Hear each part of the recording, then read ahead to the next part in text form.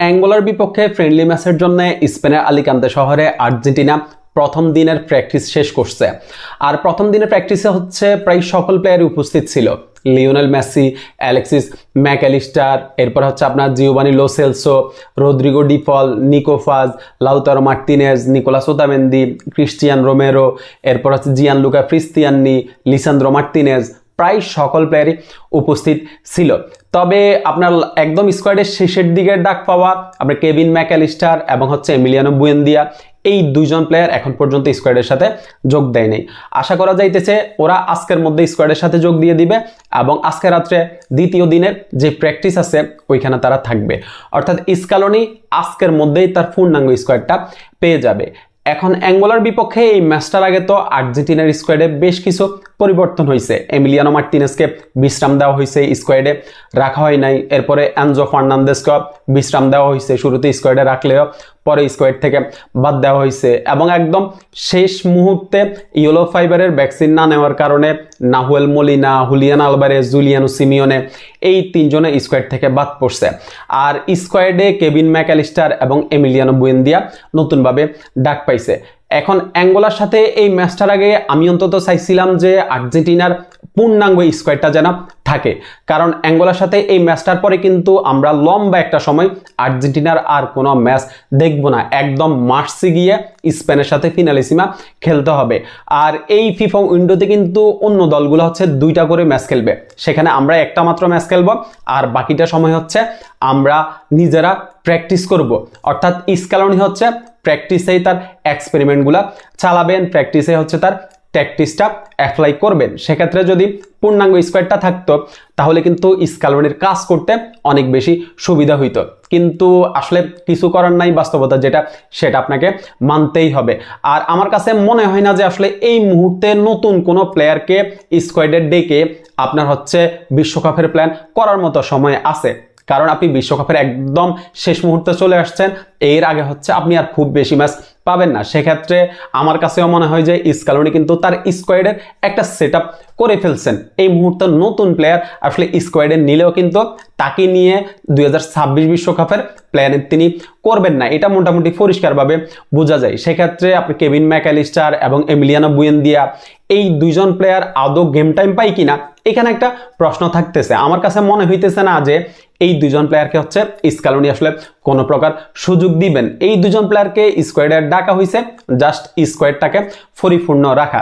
এরপরে যেটা সেটা হচ্ছে যে আপনার হোয়াকিন ফানিসেল্লি এবং হোসে ম্যানুয়েল লোপেজ, এই দুইজন স্ট্রাইকার থেকে হচ্ছে আমরা একজন স্ট্রাইকারকে 2026 বিশ্বকাপে দেখব, এইটা মোটামুটি কনফার্ম।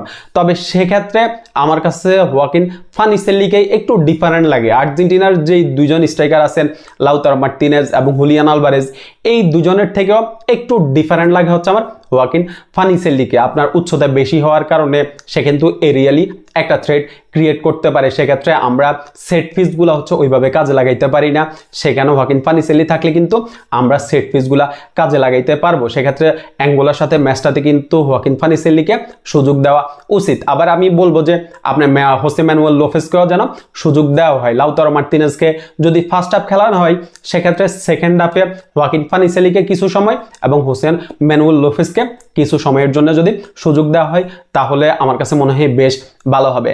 আর মিডফিল্ডে জিওভানি লো সেলসো, এরপরে হচ্ছে আপনার রদ্রিগো ডি পল এবং অ্যালেক্সিস ম্যাকঅ্যালিস্টার, এই তিনজন যদি থাকে সেক্ষেত্রে আমরা সাবস্টিটিউট হিসাবে নিকো ফাজকে অবশ্যই দেখব, তাকে অবশ্যই সুযোগ দেওয়া উচিত। এরপর হচ্ছে ডিফেন্সে ক্রিস্টিয়ান রোমেরো এবং হচ্ছে আপনার এই যে নিকোলাস ওতামেন্দি থাকবে, ওইখানে আপনি কেভিন ম্যাকঅ্যালিস্টারকে ডাকা হয়েছে। এরপর হচ্ছে আপনার সেন্সিও আছে। এখন লিসান্দ্রো মার্টিনেজও দলের সাথে আসলে প্র্যাকটিস করতেছে, কিন্তু আমার কাছে মনে হইতেছে যে ওকে আসলে ম্যাচ খেলানো হবে না, কারণ ও এখনো পুরোপুরি 100% আসলে ফিট না। এখন হচ্ছে প্র্যাকটিস দিয়েই ও নিজেকে পুরোপুরি ফিট করবে, এরপর হচ্ছে ম্যানচেস্টার ইউনাইটেডের হয়ে এসে মাঠে পুরো ফিট হয়ে নামবে। এরপরে ফুলব্যাক পজিশনে আসলে যেহেতু নাহুয়েল মলিনা নেই সেহেতু এখানে হুয়ান ফয়েতি হচ্ছে আপনার স্কালোনির একমাত্র ভরসা। আর লেফট ব্যাকে তো নিকোলাস ট্যাগলিফিকো থাকবেন, সেখানে নিকোলাস ট্যাগলিফিকোর ব্যাকআপ হিসেবে ভ্যালেন্টিন বার্কো, এরপরে হচ্ছে আপনার এই নিকো গঞ্জালেস, যেটা হচ্ছে স্কালোনি এক্সপেরিমেন্ট করতে চান নিকো গঞ্জালেসকে নিয়ে, সেক্ষেত্রে এই ম্যাচটাতেও আমরা নিকো গঞ্জালেসকে আবার হচ্ছে লেফট ব্যাক পজিশনে বা লেফট উইং ব্যাক পজিশনে আমরা তাকে দেখতে পারি।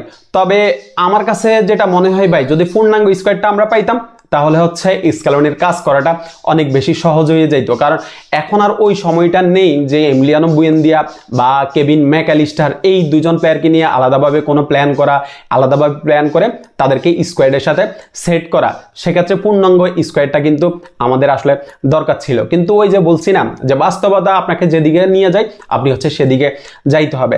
সো আশা করব যে অ্যাঙ্গোলার সাথে এই ম্যাচটাতে স্ক্যালোনি প্রচুর এক্সপেরিমেন্ট করবেন, যেখানে এক্সপেরিমেন্ট করেই হচ্ছে তিনি ওই যে আমি বারবার একটা কথাই বলি, পূর্ণাঙ্গ একটা চূড়ান্ত স্কোয়াড তিনি দাঁড় করাবেন। অলরেডি আমি আশা করি যে তিনি সেটা দাঁড় করিয়ে ফেলছেন, তারপরে একটা এক্সপেরিমেন্ট কিন্তু আমরা এই ম্যাচটাতে দেখতে পাবো। আর হচ্ছে এই ম্যাচটার পরে কিন্তু আমাদের লম্বা সময় আর কোনো ম্যাচ নেই, সেক্ষেত্রে আমরা হচ্ছে এই ম্যাচের পরে যেটুকু সময় পাবো সেটুকু আমরা প্র্যাকটিসের উপরেই নির্ভর করতে হবে।